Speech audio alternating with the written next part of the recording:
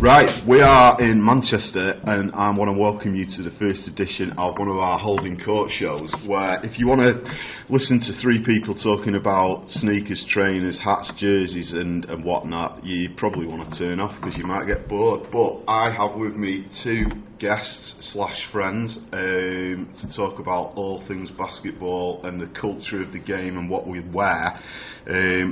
On my right, I have Mark Murray from Throwback Store, who is taking Instagram by storm with his incredible collection of vintage and retro wear. And on my left, she calls herself Short Sugar on Instagram. I know her as Rach, but also as the quickest feet in the league. We have Rachel James from Manchester Mystics. Blink and you'll miss her, she's that quick.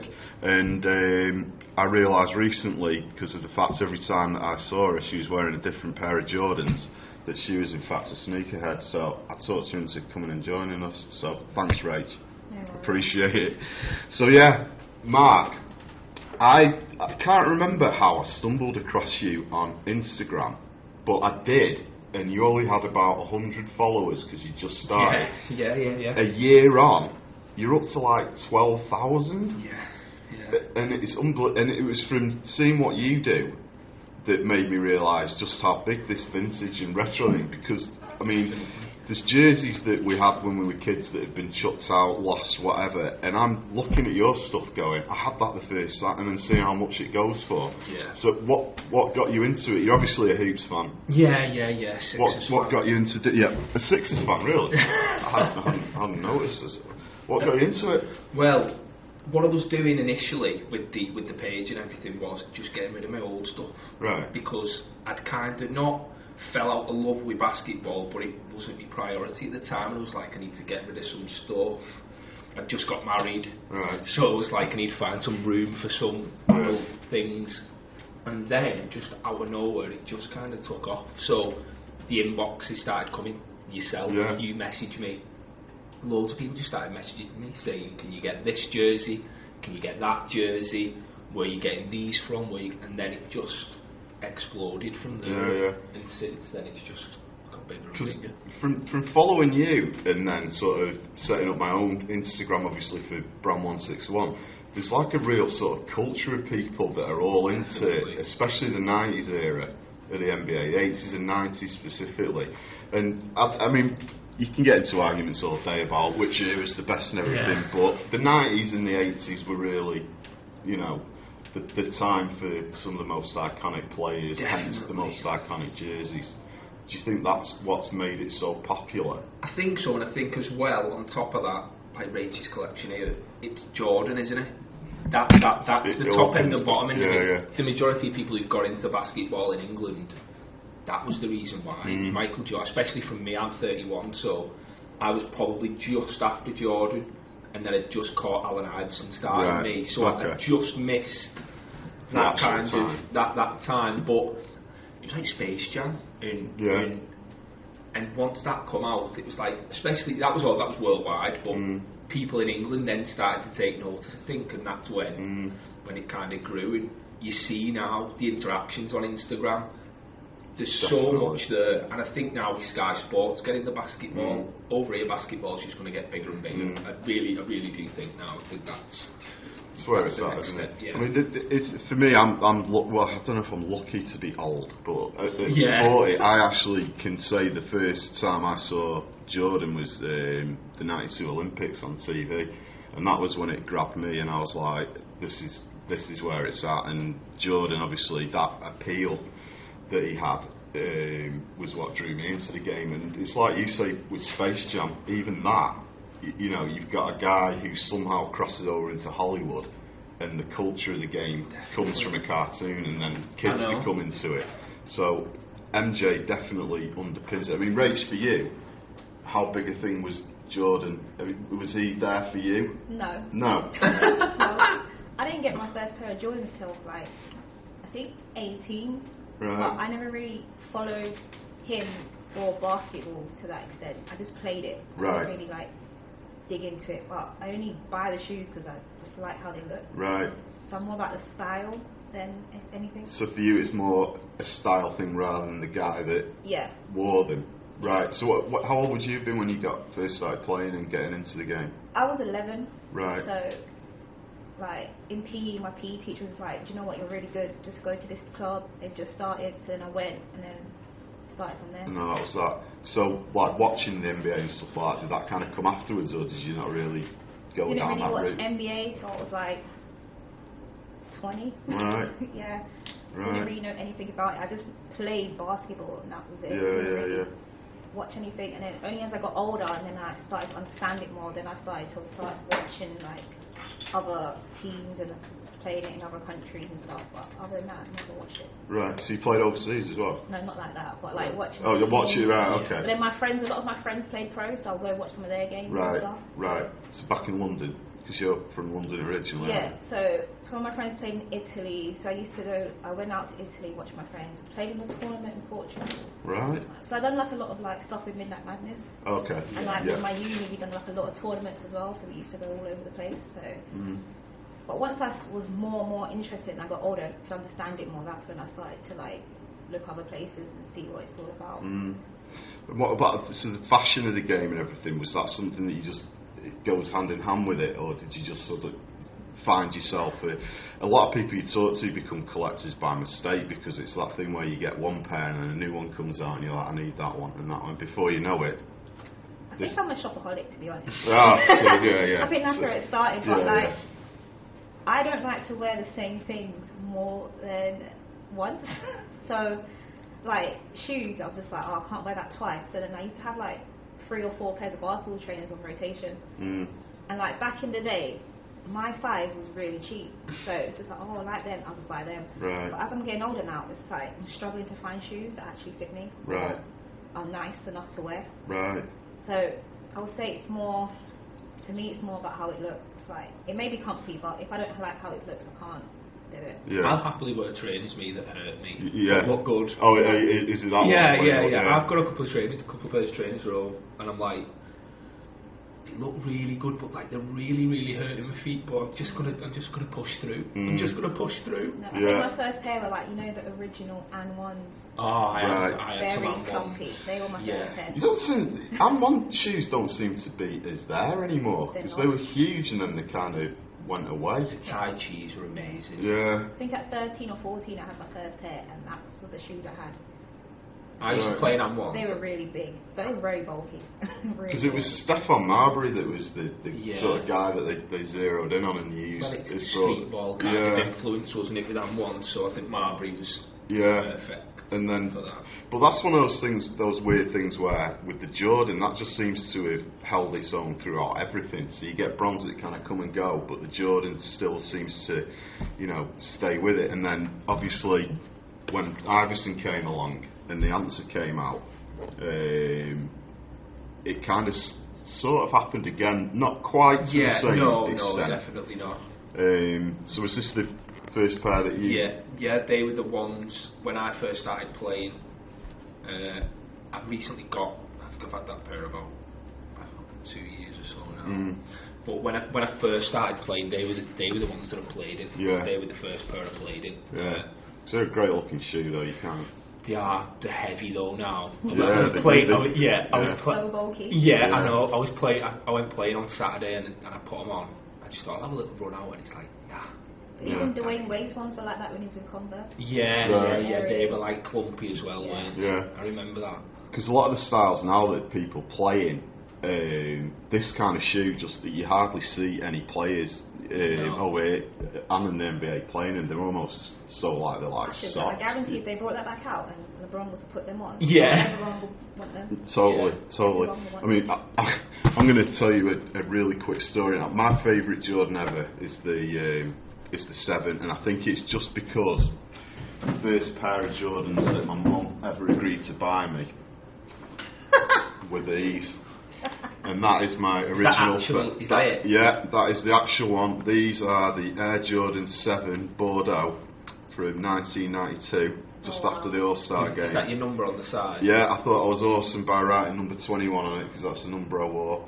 But you know what? I wore these for everything, to play in, to go out. You know, they were never off my feet, and can't you just tell it? And they've been in storage that long that that's kind of what happens. You know, just from where, I mean, these are 2 sizes too small for me now. And when I saw you the other day rock up in a brand new shiny pair of, well, not shiny, but you know what I mean, just perfect ones, it was like, wow, I remember how cool they did look back in the day. So I had to, you know what I mean, before and after. Tiny compared to yours. Yeah, there's a size thing, a condition thing, but yeah, I mean, they just look exactly how I remember them when I first got them, and I couldn't believe that my mum had said, yeah, you can have them. Like 2 years. Yeah. And they just, for me, they were just so comfy. And then after not playing for 15, 16 years, and I decided I wanted to play again. Yeah. I didn't have, I had a pair of 7s in a Cardinal finish, and I didn't have them anymore, so I went online and thought, right, I'll get the nearest thing, which is the Olympic ones. So I picked these up. I turned up to the first practice over at Trafford, and literally got the ball, sucked myself on, thinking, right, I'm back. Cut to the left, and all of a sudden heard this weird noise. I did it. And there was that. And I was like, oh, and apart from it being the most embarrassing thing ever, first game back. They look sick like that. But don't they look good? Just like, yeah. But it's the perfect. So if anyone ever needed to see what the inside of the sole of a Jordan 7 looks like, there it is. But I got in touch with Nike online on their help forum and said to the guy, look, here's what's happened. I was playing and showed him the picture. He was like, oh wow, But the vibe I got from him was that well, it wasn't even that. It was, oh, well, they're not really for playing in anymore. And I'm like, so they're now a fashion shoe, they're not a functional. And I was a bit like, I just give up, and obviously had to buy a sort of a new modern pair to play in. And I keep meaning to get these fixed, and I'm hoping that you're going to have a hookup for me. But yeah, it's just like, you know, I just love the style of the shoe, and it was always the comfiest one for my feet, but apparently not to play in anymore. And, you know, I think that's probably my favourite one that I've got, with the Carolina blue trim on it. But it's, you know, like we were saying there, they're a style thing now as much as a functioning shoe. I think you need to have like wider ankles to wear them, because on mine feels like it's got so much space in the ankle bit. Right. So your feet sort of slip around in it. Yeah, that's why I really don't like wearing them, but I feel like I've got loads of space in it. Yeah. So which is your favourite, if you had to pick one? These. Only because pink's my favourite colour. Yeah, and they're your latest But I've only worn them once. But when I wore them, it just felt like so much. It felt like so much royalty was inside that shoe, because it's quite like silky in the inside. Right. So like my feet just felt like it's most comfortable. It's so nice. Yeah, I mean, it's such an iconic shoe. And they feel like they're different to the other 6s. Like, I don't know what it is, but they just, something's different about them. Right. I think it's just something what's in the inside. Right, the way they're finishing them on the inside. Yeah, it feels much different. They are different though when you look at. What is it? Is it?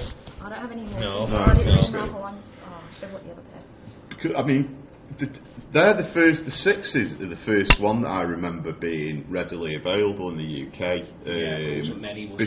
Before that, I don't really remember. You go in the sports shop and, you know, it'd be hard to find basketball shoes anyway. But the 6 was the first one in the UK, so I've always had a bit of an affinity with that. But as well as the fact that what he was doing when he was wearing them, it was the first championship. You know, they've sort of become one of the most popular ones. But I've realised kids' shoes, they don't make it like the adult ones. No, they're different. When I first bought my infrared pair, I was like, whereas, because you know it's got the reflect. Some of these kids' size rather than adult size. They're all kids, but this one is made to be the same as the like adult size. Oh, okay. This is the first pair I've got that's like adult size. Because on the infrared ones, the reflectors. Right. My one didn't have them. Okay. So I'm saying to the guy, kids can't look after reflectors. I bought them and I said to the guy when I opened the box, I think these are faulty because it's not got the reflectors in it. And he was just like, no, that the kids and adults ones are slightly different, blah blah blah. And I was like, oh, okay, thanks. And there's a huge price difference. Same with basketball trainers, you don't get the same as you get with the adults. Right. Right, but then there's obviously a big price difference as well, so I'm guessing that if That's you buy... not my fault. I know, and it's like we were saying before, you do anything to squeeze into kid sizes just for the price. Because, I mean, it's like the Concords here, I mean, these are like the 6, I think, in that they've become one of the most recognisable of the Jordans of all time, and it's such a great looking shoe. I mean, this sort of broke a few boundaries back then as well, because it's the first time they'd gone down this kind of nylon finish, which the whole shoe kind of seems to be made of that now. It's like thingy now, isn't it? What's it called?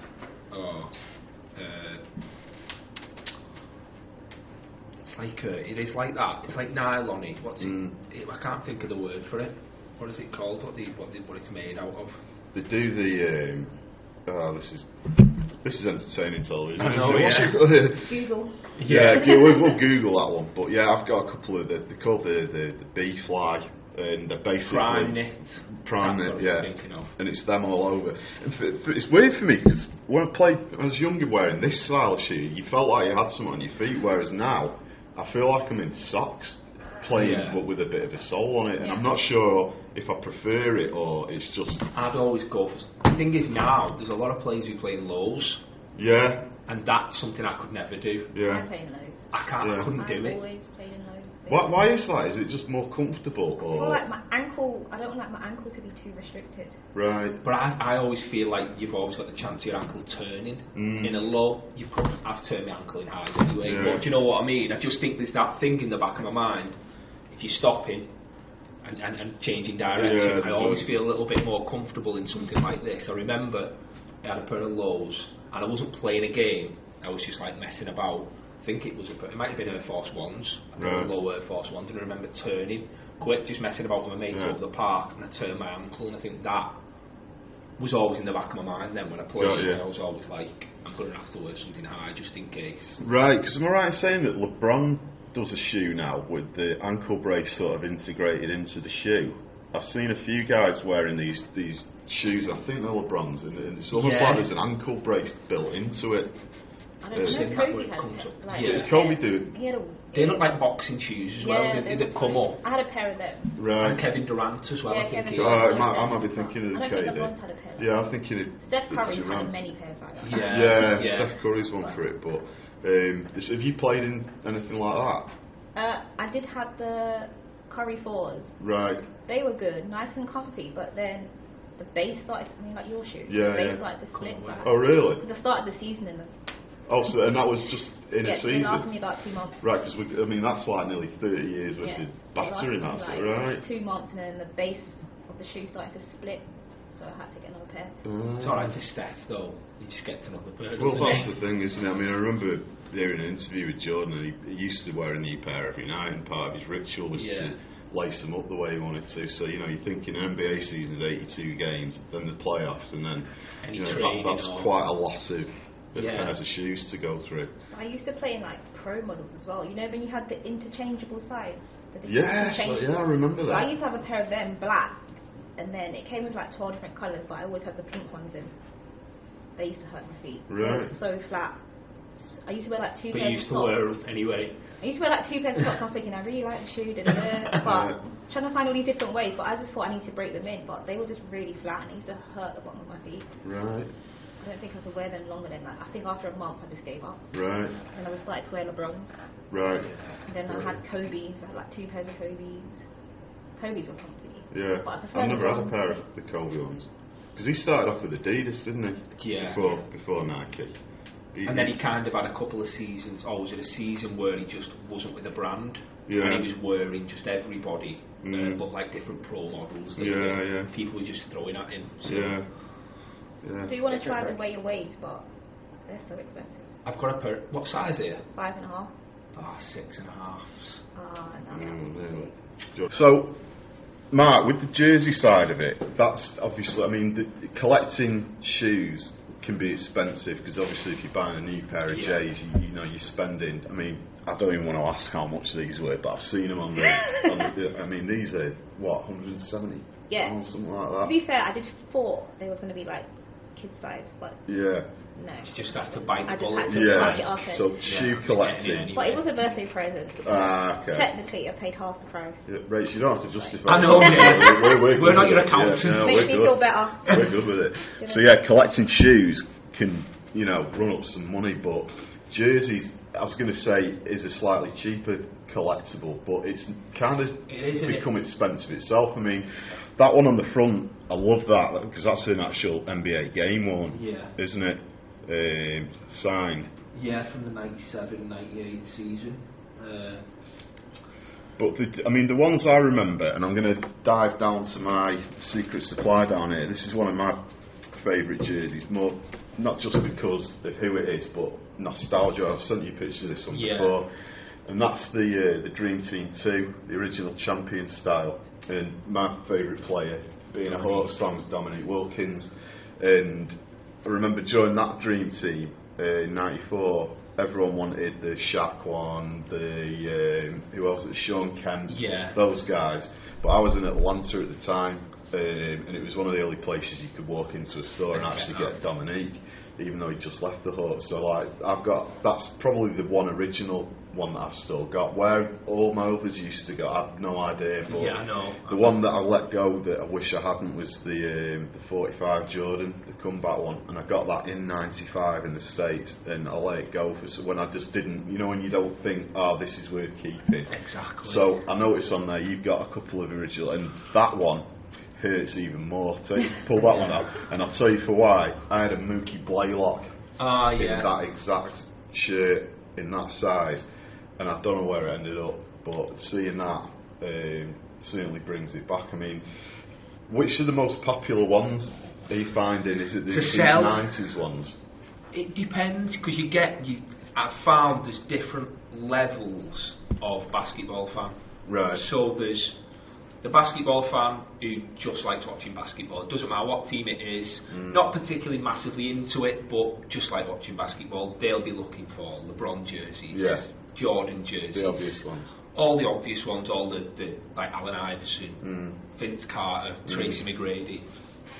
And then you get the people who are into like specific eras, so like 90s basketball. You'll get people who want stuff like the Mark Price. Wow. See, I've never even seen that one. I've never even heard of that person. Mark Price. Funnily enough, Mark Price was on Dream Team too. Yeah, he was. He was. I think I heard a stat the other day. I think he might actually still hold a free throw record or a 3-point record or something. See, I liked Price because he was white, and there wasn't many really good white players at the time, so I could kind of. So he kind of became your guy. There was Price and Stockton, and they were point guards, but Price was a little bit smoother with it. And he was quite a feisty guy as well. Yeah. He'd stand up. He was like 6 foot. Didn't look particularly scary, but he'd get stuck into anyone. Much like Stockton. Yeah. I know Stockton because his daughter plays NCAA. So when I watched the game, they talk about I don't know the rest of them. Yeah, Stockton was on Dream Team 1, wasn't he? But yeah, I remember obviously Price was from that, and that looks like a pretty old school Bullets one as well. Yeah, C Webb. Yeah, I think I've got another Webb. Chris Webber. What team's Bullets? It's Wizards now. It's the Wizards. They were called the Bullets back then. Very ugly look. I want to say that something to do with that was because they realised it wasn't the most PC name for a basketball franchise, and it was around the time when Jordan got involved with the franchise that it became the Wizards, wasn't it? Yeah. The Washington Bullets. The Washington Bullets. Sounds a bit off anyway. Yeah. It was never at the time. It was always like, that's a stupid name. But they have Chris Webber played for them for a while. Did he get drafted there? Oh no, he got drafted. No, it was Golden State Warriors, wasn't it? See what I did there. You see what? Yeah. But seeing that now, because the Warriors back then they were just like an okay team. It was like everybody wants Warriors. Hardaway and Mullin, and then Webber came along, and you see they've become now the team. You know what I mean? But back then they were just like a run of the mill average team, and just seeing that jersey now. It's saying that though, they kind of stick with The colour. colour They've not changed it. They've not changed it much. The kit just gets smaller and tighter. Yeah, See, it this does. is the other one, you know. I mean, Yeah. I'm not skinny. I'm not, you know what I mean. But I'm finding now, especially now I'm doing my own line of clothing, is the styles got tight, and you see it in the NBA, you see it here. The warm-ups are tight. The pants are tight. In the 90s, you know, Iverson, there's jokes about him. He used to go in and buy all the triple XL stuff. And you see him now, and he's still rocking sweatpants that are hanging down to the floor and the biggest jerseys he can find. So technically, like people that wear larges are now wearing triple X lot. Yeah, Why is that? What is that? Is that just a fashion thing? It's just fashion. It's crossed over. It's fashion because.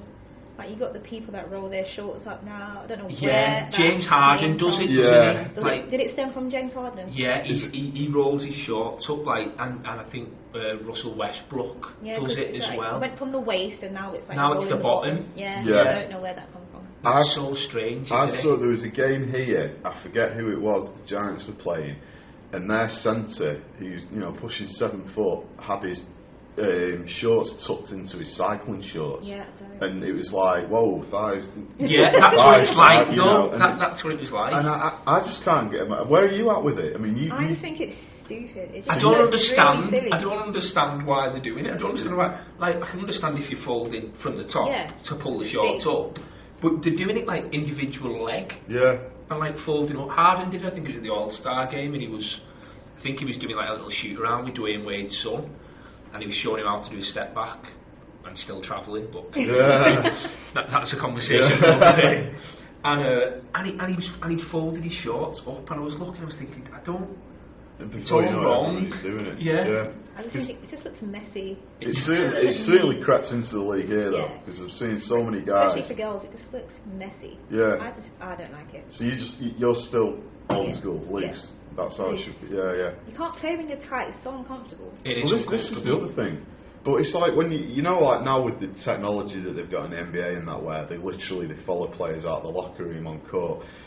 You've seen like Kevin Durant come out, who's 6'9", something like that, and it's so tight. It's like here. He's so skinny as well. But he's got huge feet, so in those pants, your feet look like this big as well. But his clothes never fit him anyway. It's tight and it's just short. I don't think. Yeah, it's so strict. Kevin Durant's such a strange build. Yeah, but that's the style that everyone seems to go for. Whereas, my generation, it was baggy. It was you literally, if you were.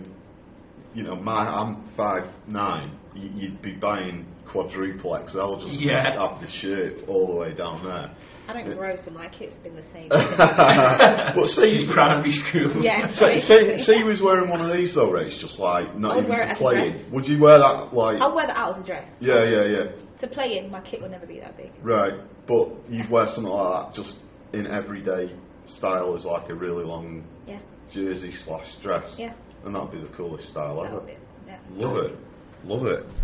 And then it's sort of so these are the ones. I mean, for me, I remember when you went to the States, your friends used to give you money to get them a shirt. Of course, that was the thing. These were $39.99. Yeah, they were. And I don't even know what have you got anything that is the sort of everyday version of that now out there? What do you go into? Not got. Oh wait, there's. What are you going to Foot Locker and grab now? See, you're going to go with something like you've got here at the back. I've not brought any of the new Nike one. Oh, saying that, that's an authentic one though. Let's take a look at that one. This one. Yeah. It has one there. This one is, I'm going to shout out Martin from the GG3X3. That is for charity. Okay. It's a signed Sam Whiteside authentic jersey. Martin does like loads of stuff for charity. He has a 3-on-3 competition every year. Isn't it up here in August? That's Ball Out. Oh right, okay. It's one at Bellevue in August, isn't it? Big 3-on-3. And he's raising money for Teenage Cancer Trust, and there's another charity that he's doing it for, cancer research. Right. And they just thought I'd bring it along. That's basically what we'd be playing in. So this is an actual game. Yeah. Game jersey. The Miami Heat sent it to him. Right. Signed. Oh, that's awesome. just to kind of auction off for charity. So. Oh, that's amazing. Yeah. Right, we'll put some social media. Yeah. But is this the kind of style that you buy? Yeah, you can get that. They've got that in. You can get that. They wouldn't have. Do you know how they've got the little logo on the back? This here. Right. That you can only get that from the Miami shop. Right. But apart from that, you can get these authentic ones. Right. So this is the kind. Yeah. But again, that's an XL, and that isn't that big, is it? I was going to say. So that's that looks like the old 48. Yeah, it does. It does. Crazy, isn't it? But yeah, I can see there's a Cavs one. I know you collected a Cavs one, but there's one I keep clocking out. What's that? LeBron? Yeah. That's a youth large. Okay. I have it in pink. Can't imagine why. Have you got some shoes to match that though? I do have LeBron's in pink too. Oh really? Yeah. See, there you go. Well, that's beautiful with the embroidered lettering on it. It's like a thick mesh, isn't it? That I like. Yeah, I'll chuck a few of them back on the rep. I'm going to be like covered in basketball jerseys. Yeah, which is fine. Yeah. Giving this one back's hard. Yeah. It's the old. That's like the old authentic ones. Yeah. Which are just a little bit more quality. Larry Johnson. Never heard. Grandmama. Yeah. Was his name. There's no Del Curry because it's well, he played. He played for the Hornets when Larry Johnson played. Any other player? Right, because he was a #1 draft pick. A bit like Zion Williamson now. Right. Who's going to be coming #1 this year? They're kind of built the same way. Yeah, because this guy was huge, wasn't he? Yeah. And a lot of people sort of put him in those discussions. The guy that could have been. The new Jordan. He never did anything. He never won big. He never, led a franchise. Even though he played for some good ones, like him and Mourning, basically. Yeah. And Muggsy Bogues at the time. With the guys that rejuvenated the Hornets. The Hornets have still got the best. Even now, still got the best uniforms. I'd probably agree with that. The colour's nice. Yeah. I'm not sure about. They have a stripy one, right? Yeah. I don't like the stripy one. I like the colour. I don't like the stripy. I like the stripy though. Which uniforms do you like best in the NBA? Who do you support? Yeah, who's your I don't support a team. I like players. So who's your favourite player then? CP3. Yeah. Yeah. I like CP3. Yeah. Are you a point guard? There you go then. Yeah. There you go. A very, very, very quick point guard at that as well. Like CP3. And then I like Steph Curry. He's just entertaining. Yeah, it's just hard not to. Do you know the thing with Steph Curry that's really annoying? Like, you like players and like they're good, but he seems like a really nice person as well. Yeah. And it's really frustrating. It's like you've got everything. You've got a really nice family. Yeah. You've got all this money. You're really good at basketball, and you're a nice person as well. Yeah. At least have one. What is wrong? Yeah. Like what's going on? Yeah. He does come across as just being a dude, doesn't he? Really nice guy. But yeah, I mean, one of my favourite guys in the league at the moment is Kemba. Yeah. Charlotte. I love his game. Did you watch the game? Was it last night or the night before? With the last minute or the last second shot? Yeah. Was it 2 days ago? Yeah. Who did they play? Was it the Raptors? Yeah, they won. Yeah, they came back from like 20 odd points. Really? Yeah, Kemba went mad again. Yeah. Wow. Did he hit the game in the shot? I can't remember. But I don't know if it was him or. They came back, but he scored like big in the fourth quarter. Yeah, it was like 20 odd points in the fourth quarter. Yeah, he went off. Because a few weeks ago, Mark Rangeley, who played for Giants last year, he plays for Liverpool now. He went over to Charlotte to check out a couple of games, and it was funny because I watched the game here, and he was sat right behind the bench, so I could see. So I was like sending him photos of him on the TV. And that became one of those games out of nowhere, and it was Lamb that scored. It was. I forget who they were playing now. That was the Raptors. When Lamb shot it, was it from half court? It might well have been, yeah, and he was at that game, but the Hornets again have become that sort of, not necessarily a contender, but that really exciting team. Yeah. And then the thing I kind of like about it is that you look down the bench and the TV will suddenly zero in on MJ. Yeah. In his normal clothes, just kind of, he sits like that, just and doesn't really say very much. Still dressed the same as he did in the 90s. Yeah. Like bell-bottom pants. Exactly, yeah. And it's almost like he just can't leave it alone. So yeah, I've always had this sort of affiliation with Charlotte. I've just always liked the uniform, the players, but I think Kemba's probably in my top 5 players in the league. I like Rozier. Yeah. Can't stomach anybody from Boston as a Sixers fan. There's that. Completely. Yeah, it's that. It's that. Nothing. Yeah, if you get. I used to like Kyrie at the Cavs. Can't like him anymore. Yeah. See, I'm a big Kyrie fan. I like Kyrie.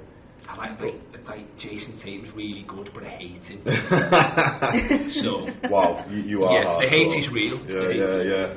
I mean, it's like I'm a Hawks fan, and I have been since day one, really. But I always, like everybody, loved the Bulls in the 90s because Jordan, Pippen, and Rodman. It was just awesome to watch him. But I mean, the Hawks this year are nothing much to write about. Although we've got a Rookie of the Year candidate. Yeah, they beat someone big.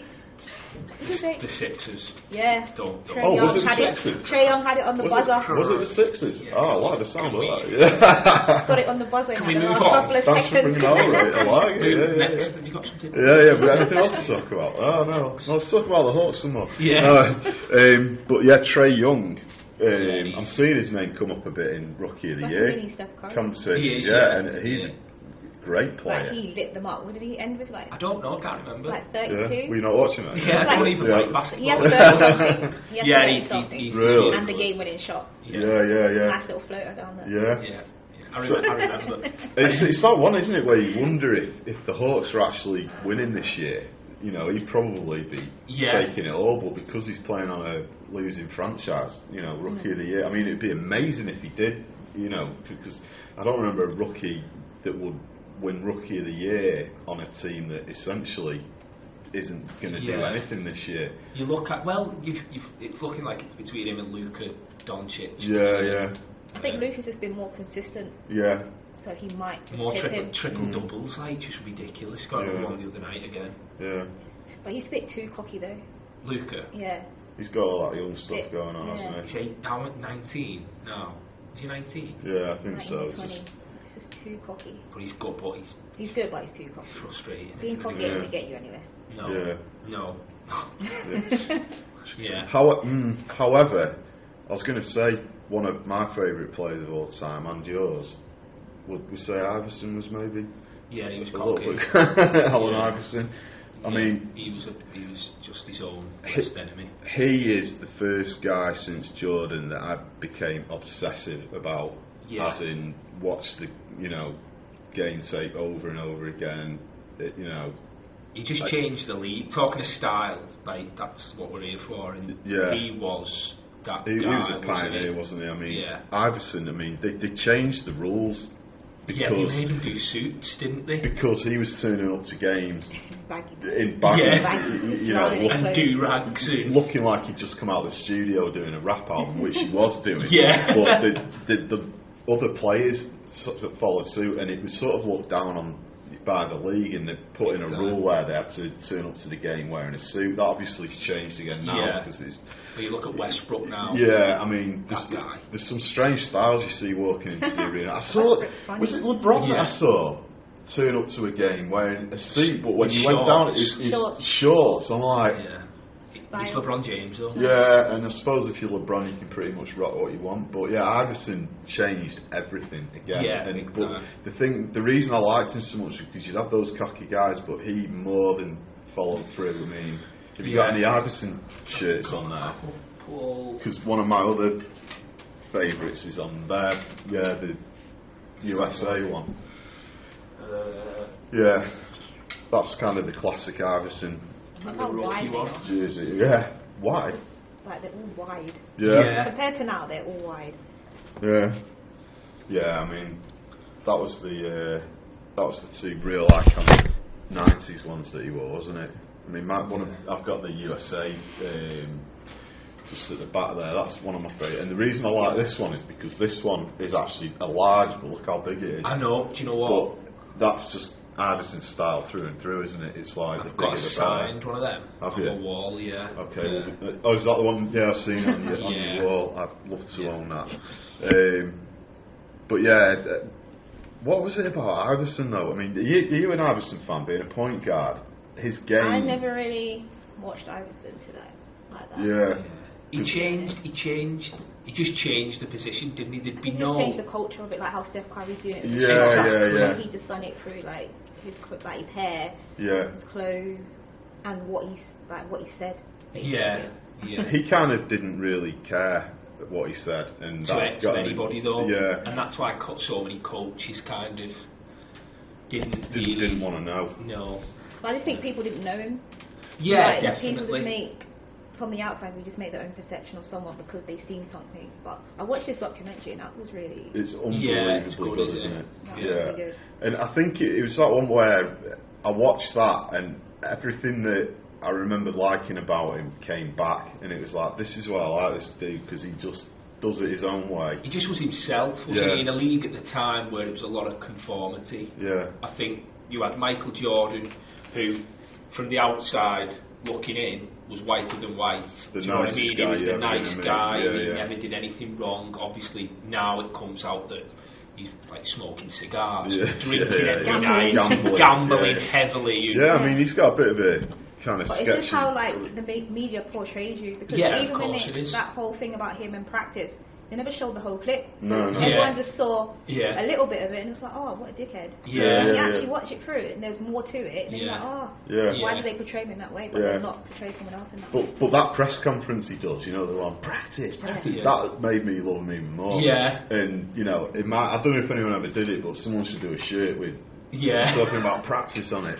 Because it was like, I got where he was coming from. Yeah, definitely, because he gave everything, and that was the thing. No matter, you could say what you want about him. I don't like the way he dresses, I don't like the way he looks, I don't like this, I don't like that. But when he was on that court, he gave everything for that team. Yeah. Everything. And his numbers were just ridiculous. Because when he was winning scoring titles, I mean, they were like Jordan numbers. And for his height as well. Yeah, he's never 6 foot either. Well, who was it? There's a player in the league here who's met him, and it's like he's not 6 foot. He's 5'10", wet through. He doesn't look. When you see him, especially in like the finals, when he stood next to Mutombo, and But I mean, there's Hops and there's Iverson, you know, but it was just this. I mean, I'm sporting one of your shirts. This is a throwback store shirt. Is that the crossover? It's not the crossover. Did you have to buy a license for it or anything? Yeah. You have to. I was going to say. You have to send. It's an email. Send. Yeah. But I love this shit. I mean, it's got my 2 favourite players of all time on there, so I had to have one of these. And obviously on the back it's got the throwback store. But why that picture? What made you choose that? For me, it was kind of 2 generations colliding. It's like the 80s, 90s with Jordan, and then the 90s, 2000s with Iverson, I think. And it sold out, so something must have struck home. And you only had it for a week or something like that. Yeah. Are you going to do them again, or are you doing them as like I've got something else in the pipeline. There's a new one coming. Because you mentioned the crossover there. I mean, you talk about one of the most iconic moves of all time. I mean, that was unbelievable, and in the movie he talks about it, and I like the way he sort of says I did a little one. Kind of and then he does it again, and I remember watching that game actually. Well, that was the reason I wasn't watching that game for Allen Iverson. I remember watching that game, and I wasn't watching it for Allen Iverson. I was watching it because it was the Bulls. And then I seen him do that, and that was like, who's this guy? And since then, that was me. Everyone's just like, that's a disrespect. What is going on? Yeah, but it's that one, isn't it? It's like, is it disrespect, or is it the cockiness, or is it just, guys, the league's changing, the players changing? You're meant to be the greatest player ever, and then you've got someone else that's just. And it's not that. It's just how physically he looks, Iverson, as well. It's like, you've not got somebody like, at the time, like a Kobe, or Do you know what I mean? Somebody like that, you've got this little 5 foot something guy, and Mike at the time, and throughout his career, was one of the best defensive players in the league. And he makes him look like he's never played the game before. But I was like, have you ever seen Iverson's speech he does when he gets inducted to the Hall of Fame? Have you seen that? It's great because he's really emotional about it, and he goes through a list of names, and he's like, oh, I just wanted to be like Mike, and so it's about the first time he ever saw him in real life, and he was just like, he had an aura around him, and there's a bit where he goes, and I looked at his feet, and he had on the Jordans, and it's like, you know, so that, I mean, you can tell that Jordan was his idol. Yeah. So for him to not only in his rookie season pull that move on him, but in the moment do a test move first to see if it's going to work, and then do it again. It's just like. And sometimes I sit on YouTube and just watch it over and over again. Yeah, but it never gets boring, does it? But then the commentary is hilarious. And you can hear Phil Jackson as well shout, Michael. Yeah, to kind of go and guard it. Yeah, and then it's just unbelievable. Well, can you imagine if he did not hit the shot? If the shot had gone down, it's like the one with what's the other one? The one over Tyrone Lue, where Tyrone Lue falls over and he steps over him. Again, that's just disrespectful. It is, but it makes you just think you are the coolest. It's not. He didn't just step over him though. He kind of like shuffles his foot back as though he's like you're done. And then looks down at him. Yeah. Just so many iconic moments. Right, we've covered shoes, jerseys, and all other stuff that we didn't think we'd end up talking about, which is good. Let's do hats for a minute. Hats, for me, go hand in hand with shoes, and I've always been a hat freak, and much like my first pair of J's, I went and pulled out my first NBA hat that I got, and it's an original one, sort of one. Unfortunately, look at that. I made that out of, it was like iron-on felt. Number 21. You've actually done a really good job. I've done alright, haven't I? But this was before. It's ruined, obviously, but it's a good job. But the thing I couldn't get my head round is that the snapback now is all the rage. Now, in the 90s, we couldn't wait to get away from the snapback, and what you wanted was this, which is my favourite hat, the Braves, the fitted new era. And the snapback kind of became the cheap and cheerful version, and then I come to the modern day game, and a Mitchell and Ness snapback, it's all people want, and it's become huge. And when I'm doing my hats, people are always like, oh, does it come in a snap? And I'm like, what's this snap? Is it not fitted this up? But now, I mean, I'm guessing that yours is a true snap. Isn't a snapback easier? Because then if they don't have the size, and the there's snapback you can pop it, but then that you can't. But people kind of seem to like the way it looks. Now, for me, I don't like wearing a hat back to front with the snap there. I prefer a fitted one. And I don't know, it is hard because there's so many different sizes with these. I mean, there's like 20 different sizes unless you get an elasticated one. But I mean, I've got this is I remember where I bought this as well. This is I bought this in about 1996 in the States, and that just looks like anything that you could get now. That's the Seattle Mariners baseball one, because I'm a big baseball fan as well. And I've got that to. Do you remember a player called Ken Griffey Jr.? In fact, if you just reach to the back there around this like jacket, there you go. I bought these at the same time. And that's a Ken Griffey Jr. shirt, and I bought the hat to go with it because that was kind of what you did.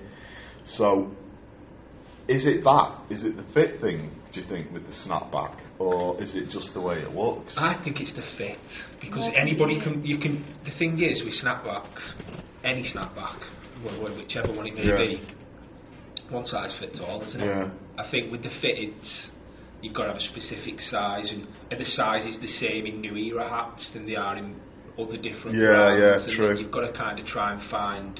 Whereas with the snapback, you just buy. The other one that I found as well is that I like the. I mean, this is like one of the actual ones that the players wear in a game, but the thing with flat brim as well.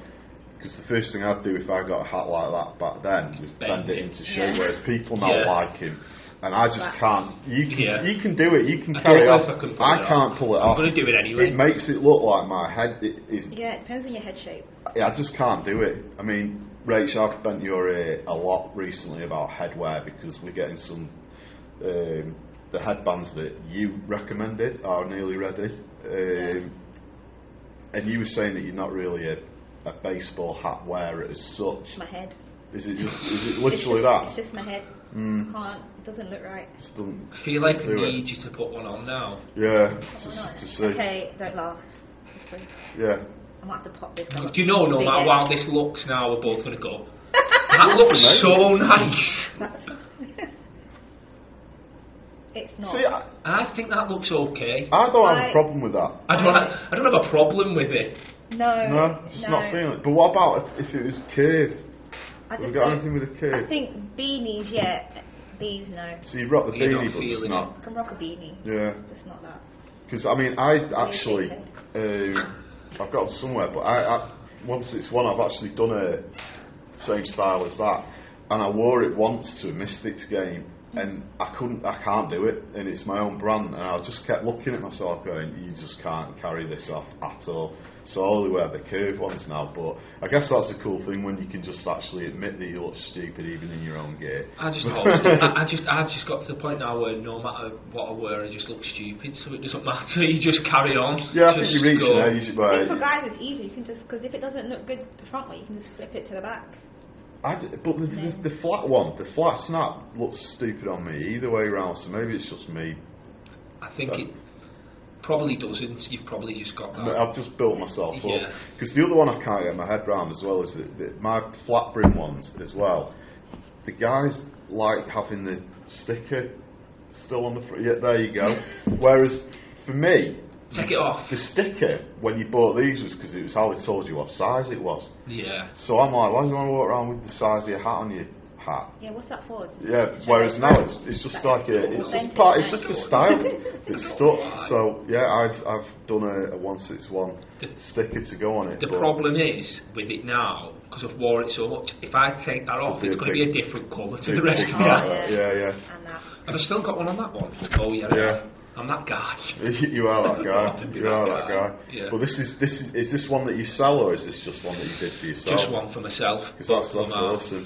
They're both like obviously Sixers logos. Yeah, I mean we're talking about copyright before. Did you have to do anything with that one? Well, it doesn't say the Sixers, does it? No, no, it doesn't. No. And it's a great looking logo. And you can tell you that you're heavily influenced by the Chicago Bulls. But no, they're great. I mean, are you selling these as well? Or eventually I'm going to try, and once you've given me the name, okay, yeah. You're going to start doing I'm going to see if I can get them out. Yeah. So what have you got lined up for the throwback store? Are you just going to keep doing what you do, or are you going to start branching out to doing some of your own gear? Because I mean, I'd seen these, and you actually inboxed me saying, "Bro, I've only got one left." Yeah. You know. Yeah. So is it been that popular? Yeah, they flew out. Like I never expected it. I'd just done it just to kind of see where it went, see if anybody kind of bit. Really. Yeah. They sold really, really well. Like 2 weeks, and they were all gone. So I've got another one of them on the way. I've got the website coming. I've got pop-up shops.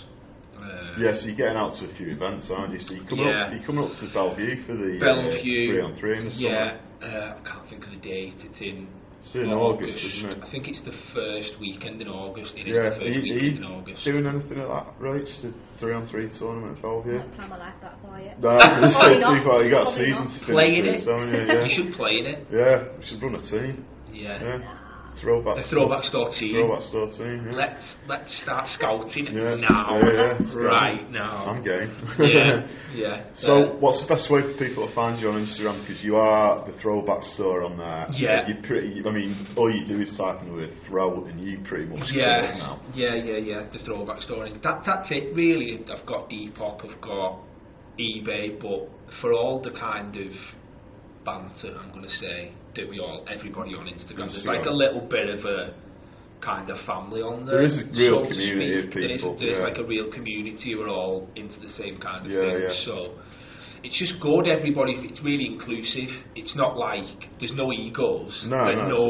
Nobody, even people with a lot more followers than me, and a lot higher ratings on everything. But everybody just gets on in everything. That's the thing I've found. I mean, everyone's been so good. Like, I'm always just starting to grow my following on Instagram. But yourself and the the other Mark who's got is it 90s basketball?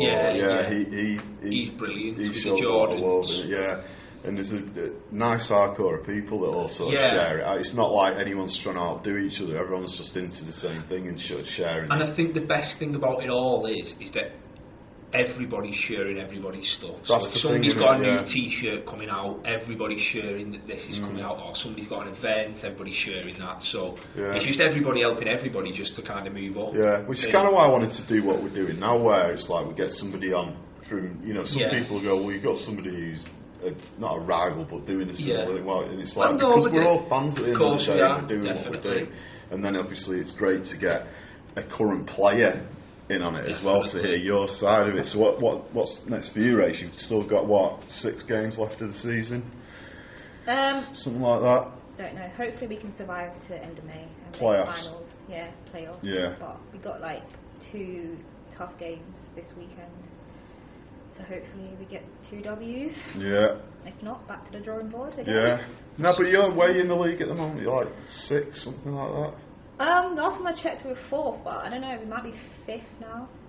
Because it's kind of like the tight in that middle BBL the at the moment. End of the season now, is it like kind of towards the playoff position? Very much so. I mean, like one game could cost you like 2 positions or something. Well, the men's BBL at the moment, something like 8th up to 2nd, it's 4 points. So it's just a W and you fly. Yeah, and we're still, I think the men have got about 8 games left. You've got 5, 6. Yeah. So anything can happen, but you're reasonably confident that playoffs is doable. Yeah, we're very confident. Yeah. Yeah, we always get knocked out the first round, but hopefully we can go all the way this time. Yeah. Because you got a strong team this year. You got some, real good players on there. So it's just mental toughness with us. Yeah, always. totally.